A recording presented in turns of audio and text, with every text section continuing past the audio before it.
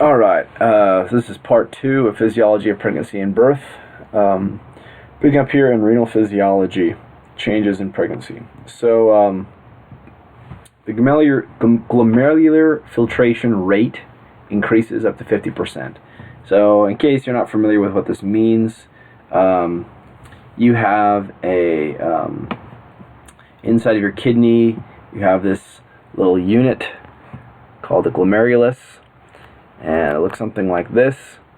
And you've got blood coming in, and the blood kind of swirls all around and whatnot, and then the blood vessel ends up going out like this.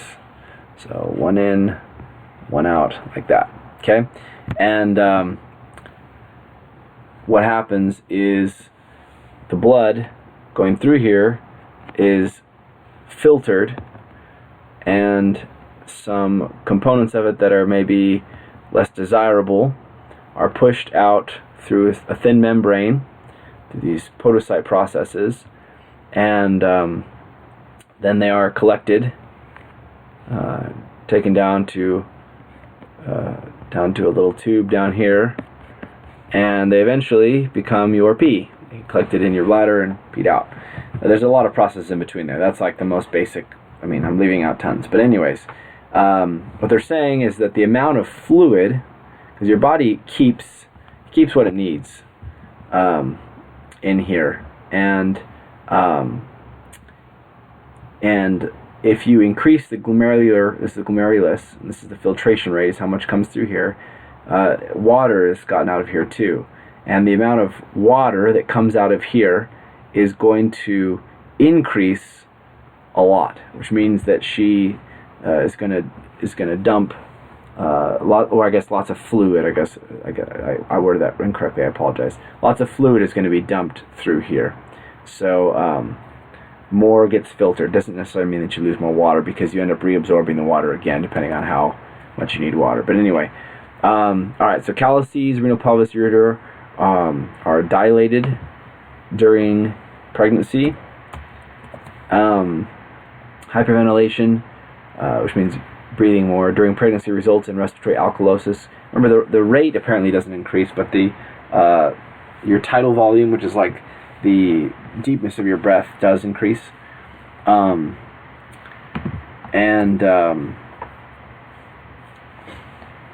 results in respiratory alkalosis, and therefore the kidneys excrete more bicarb. So you have this kind of homeostasis level of acidic things and alkaline things.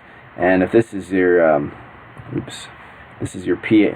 Goodness gracious, this is your pH here. Things that are going to make your pH go up are going to make it more alkaline. Things that make it go down are going to make it more acidic. Okay, things that make it more acidic are things like carbon dioxide. Carbon dioxide is very acidic, and so the more you breathe, the more carbon dioxide you get rid of. Okay, so pregnant women breathe more deeply. They have more breath that occurs, which means they get rid of more carbon dioxide, which means that this normal layer is supposed to be somewhere in the middle here, but because you're losing this effect, it's going to go up a little bit. Okay, well, you want this to be right in the good spot, right in the middle there. You don't want to have it be too alkaline. And so what your body does is there's something in your kidneys called bicarb, and bicarb is essentially a base. Bicarbonate is what. But anyway, its effect is to pull this more this way. Okay, so what it does is it pees out a little more of that, which then takes this level from being higher up here, brings it back down again to a normal level. Okay, so it just gets rid of some of this to compensate for the fact that it's gotten rid of more of this, and that finds its equilibrium there. So renin levels remain elevated during pregnancy, and the uterus and placenta can also produce renin.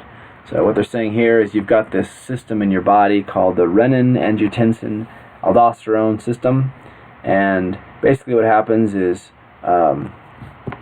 you've got renin, and renin causes the release of angiotensin 2.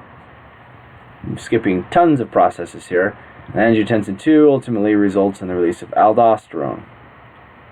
Okay, and these have lots of different effects. This causes vasoconstriction. This causes you to hold on to water. So basically what they're saying here is this increases, so what's going to happen is the mother's going to hold on to more water ultimately, which is going to increase her total amount of fluids in her body. So that's going to remain high, and apparently the uterus and the placenta both produce renin, which is going to start that whole process. Insulin in pregnancy. Early pregnancy insulin response to glucose stimulation is augmented or increased by glycogen synthesis and storage.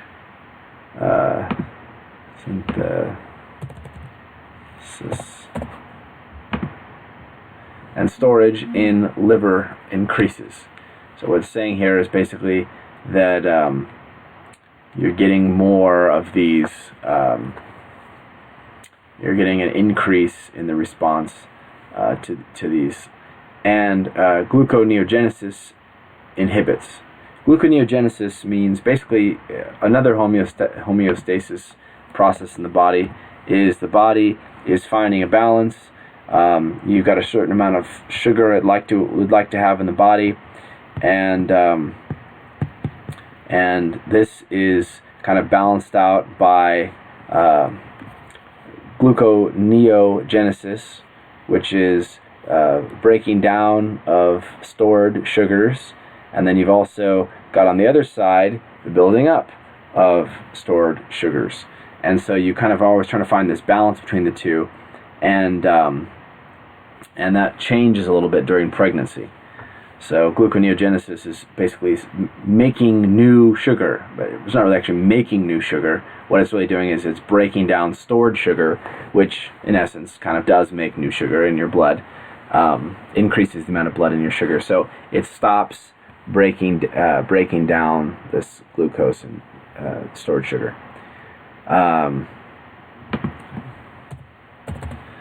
Late pregnancy, you get insulin resistance due to human placental lactogen. We talked about it in the previous video. Lipid metabolism during pregnancy. Rising HPL levels increase lipolysis, as human placental lactogen. Increased lipolysis, which means the breaking down of fat, and fasting free fatty acids levels are increased. So there's going to be more fatty acid in the serum when she's not eating, and you're going to have more breaking down of fat. There are some women who actually lose weight during pregnancy, or lose fat content during pregnancy. Pregnancy is associated with an increased risk of ketoacidosis, which is basically you get so many ketone bodies, which are like what you get when you break down some of those structures for energy storage, and they're acidic, and so if you have so many of them broken down, so many ketone bodies, then the mother's blood can become acidic if she doesn't eat for very long, because it's breaking down structures from when you don't eat. Normally, you'd just be getting from your food, your glucose from your eating. Nutrient transfer across the placenta. Several mechanisms transport nutrients across the placenta, including, goodness gracious, including simple diffusion, facilitated diffusion, active transport. So there's basically different ways that things that the baby needs to grow travel across the placenta. And these are some different ways. Simple diffusion means it just kind of falls across. Facilitated means it helps it get across, and sometimes it even requires energy to actively use ADP, or ATP rather, to push it across. Amino acids are actively transported across the placenta, so it tries to get those amino acids, proteins. So maybe think amino acid active. So AAA. Glucose uses facilitated diffusion. So this is where it's helping it get across, leading to rapid equilibrium. Supposed to mean equilibrium. Equilibrium.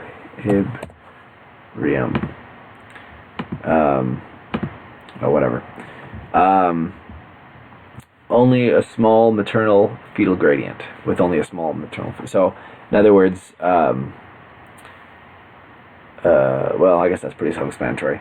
Okay, glucose is the main energy substrate of the fetus, and amino acid and lactate make up 25% of oxygen consumption. IgG, which is immunoglobulin G, it's a monomer. It crosses the placenta. IgA crosses a little bit. IgA is found in milk secretions. That's, I believe, a dimer, which means it's two of those little immunoglobulins. And IgM does not transfer. That's a pentamer. That's 5. So that's too big to get across. But IgG and IgG especially can cross a little bit. IgA can. So thyroid gland in pregnancy. So remember, the thyroid is something that controls your metabolism by the making of T3 and T4. And during pregnancy, it's going to get bigger, okay? But apparently the hormones are going to stay the same, so I'm not really sure why that's happening. It's thyroid stimulating hormone from the posterior pituitary that's going to trigger this to produce more. But anyways, it's a thyroid binding globulin. Oh, this is why the hormone stays the same. So you have something, when T3, T4 are released, you have something called thyroid binding globulin. And this essentially is sort of like a little vehicle,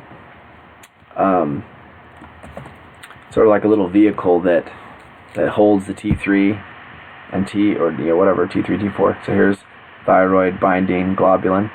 So it kind of houses it. Now while it's bound to this, it's basically inactivated. It's still there, but it's basically inactivated. Now later on it can unbind, and then it will be active.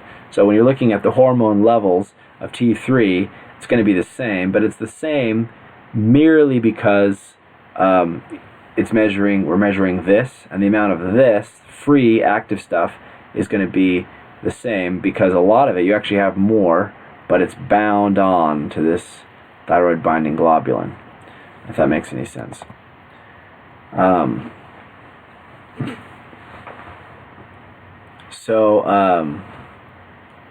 Thyroid binding globulin increased during pregnancy due to high estrogen levels, and then thyroid compensates by making more T3, T4, but the overall net change of free T3, T4 is unchanged. So we explained that already. So minimal amounts of thyroid hormone cross the placenta, and what crosses gets converted to RT3, which is like the reverse T3. It's an inactivated form. So if you get too much, it just turns it into that. Or I guess if it crosses the placenta, it just turns it into that. So the adrenal glands during pregnancy, adrenocorticotropin hormone and plasma cortisol are elevated from 3 months of gestation to delivery. So we're going to get more of that, ACTH, or adrenocorticotropin hormone, starting at 3 months. So the mean free unbound level of cortisol is elevated in pregnancy. You're going to get higher cortisol levels during pregnancy. Cortisol does cause, I believe, well, I'm not going to go into that right now. That's a whole other lecture. So the weight gain in pregnancy. The average weight gain in pregnancy, uncomplicated by generalized edema, is 28 pounds. So they're saying as long as the woman doesn't have all this fluid retention from generalized edema, she's going to gain about 28 pounds, or 12.5 kilograms. The products of conception constitute about 40% of the total maternal weight. So what's to say there is that that's pretty close to 50%. So about 14, I guess, make it like 12 pounds or so is going to be the baby. So you got about 12 pounds of baby stuff going on, fluid and whatnot. It depends on how large the baby is. And that includes the fetus, the placenta, the amniotic sac, and the fluid and all that stuff. And then the other, 14, 16 pounds, whatever, are going to be things that are the mother. So fat, increased maternal blood, enlarged breasts, those sorts of things. Fetal circulation in pregnancy. So umbilical vein carries the oxygenated blood. Umbilical artery is unoxygenated blood. And we talked about this in another lecture, but basically, you just remember that a vein, normally we think in our body, oh, a vein, that means that's deoxygenated blood, so veins are blue. Well, what really is the rule here is veins go towards, they carry blood towards the heart, and arteries carry blood away from the heart. Veins are thinner because they're in a lower pressure environment. Their walls are thinner. And arteries usually thicker because they're in a higher pressure environment, because this is squeezing the blood out of the heart into them. So the thing with the baby here is in the cord, the umbilical cord, you have veins carrying oxygenated blood from the mother's lungs to the baby. So the oxygenated blood in the umbilical cord is in a vein because it's going to the baby's heart. And the blood that's deoxygenated, now it's leaving the baby, getting pumped out by the little baby's heart, is the deoxygenated blood, because the baby is not breathing, so that he's not oxygenating or she's not oxygenating any blood. That's going away from the baby, so the arteries are going away and they're deoxygenated. The gas exchange is across the placenta by simple diffusion. So remember, the baby produces something called fetal hemoglobin, which has a little bit stronger binding, potential, whatever. It binds oxygen a little bit more strongly than the mother hemoglobin does, the adult hemoglobin, and that's why the oxygen is able to bounce from the mother's hemoglobin to the baby's hemoglobin across the simple diffusion there. Fetal breathing movements are critical to lung development, but they don't do any gas exchange, obviously, because there's no oxygen in the fluid there. The fetal oxygen and maternal oxygen dissociation curves, understanding, remember that in the dissociation curve, a shift to the right with acidosis, CO2, exercise. Basically what they're saying here is in case you haven't seen this before, you've got this dissociation curve, and it looks something like this, but I'm going to simplify it a little bit for you. Just basically going to say, here's a line, okay? And when the line is here in the middle, it's a certain level of binding to the hemoglobin. And things that, when it goes over this way, it lets go, the hemoglobin and the oxygen dissociate. And when it goes this way, the hemoglobin and the oxygen want to bind a little stronger. So what are things that push it this way? Things that push it this way are going to be heat and acidic environments. And then there's also something called, bisphosphonate something or other. I don't know. There's some other chemical. I can't remember what it's called. Let's put a B for it. I don't really remember. I apologize. Can't remember off the top of my head. But anyway, so this is going to cause the oxygen to bounce up. And think about it, it makes sense. I mean, so if you've got some tissues here, let's say this is a muscle, okay? This muscle, when you exercise, it gets hot. Why? Because there's chemical reactions occurring there. Also, it becomes more acidic. Why is it becoming more acidic? Because you're getting an increase in CO2, because it's using up all the normal oxygen. And when you produce more CO2, CO2 is acidic. And so those things favor oxygen unbinding. So here's a red blood cell, and here's a little oxygen bound to it. That's going to favor the oxygen releasing and going into that tissue. So on the other hand, cold and alkaline environments are going to favor the binding. Okay. So hopefully that makes good sense. Now, fetal hemoglobin works a little bit differently. It's kind of a little bit further. I think it's this way. I don't remember exactly. Anyway, but you kind of get the idea of what's going on there anyways. So it says fetal oxygen and maternal oxygen dissociation curves. Remember, the dissociation curve shifts to the right with acidosis, CO2, exercise, which obviously exercise causes increased CO2 and consequently more acid, as well as temperature. They didn't put that in there. Yeah, there it is, temperature. Altitude and temperature. Shift to the right means more O2 unloading to the tissue. Shift to the curve to the left means O2 is stuck more tightly to the hemoglobin.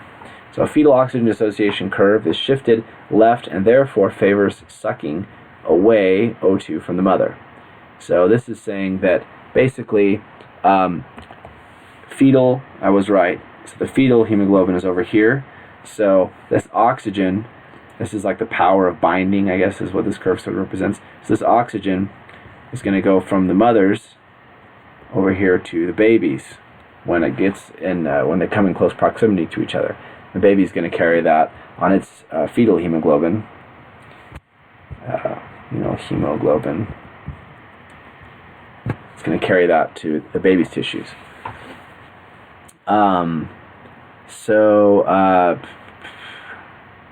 Shifted left holds oxygen and takes away. Shift right releases oxygen and gives away. Alright, makes sense. So it looks like he got a board question on this. So maybe it's important. The umbilical vein, the percentages of fetal circulation. So 80% circulation in the fetal vein, 60% in the umbilical artery, 55% in the pulmonary artery, and so it's just saying like how much oxygen is in there, I guess. 65% in the aorta and left ventricle. We're kind of seeing the trend here. The umbilical vein is very oxygenated. Umbilical artery is less oxygenated, which makes sense because it's now leaving. So 20% got dropped in there at least. And the pulmonary artery, this is in the mother's blood, what is going to the lungs from the heart, from the right ventricle to the mother's lungs to be oxygenated. The aorta and left ventricle, this is going to be blood that's leaving the heart from the left ventricle. So, yeah, interesting. The umbilical vein has very oxygenated blood then. So the right ventricle, 55%, because oxygenated blood from the umbilical artery enters the inferior vena cava and right artery and then mixes with blood from the superior vena cava. Blood from the inferior vena cava flows directly through the foraminal valley to the left ventricle.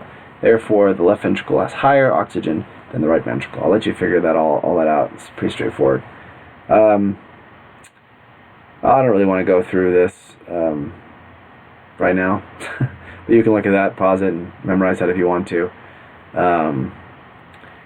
It's more about fetal circulation, immunology, pregnancy.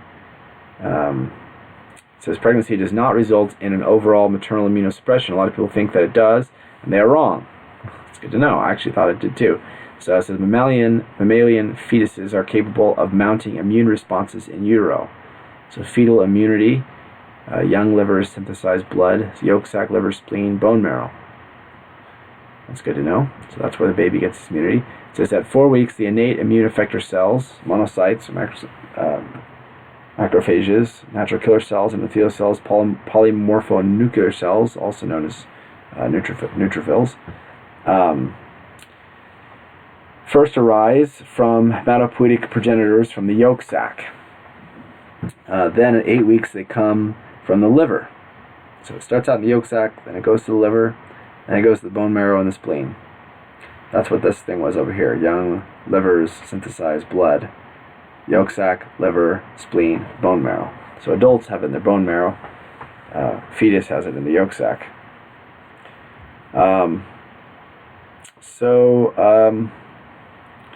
Primary sites of immune modulation during pregnancy occur in the decidua of the uterus, regional lymphatics, and the placenta. So natural killer cell mediate inflammation helps the attachment and penetration of the fertilized egg into the uterine wall. That's really odd. Okay, so it's a natural killer cell. So the natural killer cells apparently mediate the inflammation that allows it to the syncytiotrophoblasts and everything to form. Wow, syncytiotrophoblasts that makes the cell barrier between the mom and baby does not express classic self, non-self MHC1, MHC2 molecules.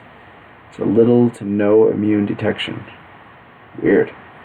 Human leukocyte antigen, G, HLA-G, suppresses the adaptive and innate immune responses in the placenta, and promotes the release of anti-inflammatory cytokines such as IL-10. Th1 cells drive cell-mediated immunity by secreting IL-2. Th2 cells drive innate immunity by secreting IL-4. We already knew that. No, we didn't. That's different, actually. Sorry. Usually it's Th1 and... Oh, yeah, I guess that makes sense. Okay, vitamin D in pregnancy, immune system. Vitamin D, alright. I'm not going to worry about this too much, actually. I think we're pretty much done here. It says pregnant women are at higher risk for severe infection and death from certain pathogens. The reason is not explained. So she is a higher risk for these things. Hepatitis, influenza, varicella, cytomegalovirus, and polio, listeria, streptococcus, gonorrhea, salmonella, leprosy, malaria, and coccidioidomycosis. All right. And I think that's the end. I hope that was helpful.